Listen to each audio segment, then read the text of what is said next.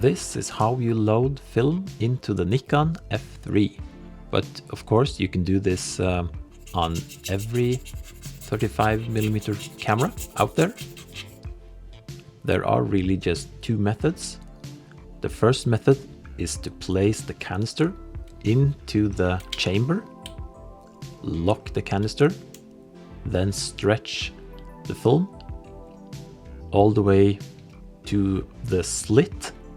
It's hard to see, but there's a slit on the take-up spool. Place the film in the slit, hold the film in place, then load. Make sure the teeth are grabbing onto the film and it's secured. Now you're ready. The second method is to place the film into the slit first in the take-up spool, then stretch the film and place the canister into the chamber and lock it. Now you can load the film. Make sure it's secured. Everything looks good. Great. Now you're ready.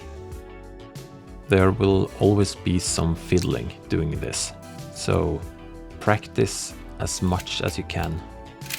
Good luck. I hope this was useful. Thank you for watching. Bye.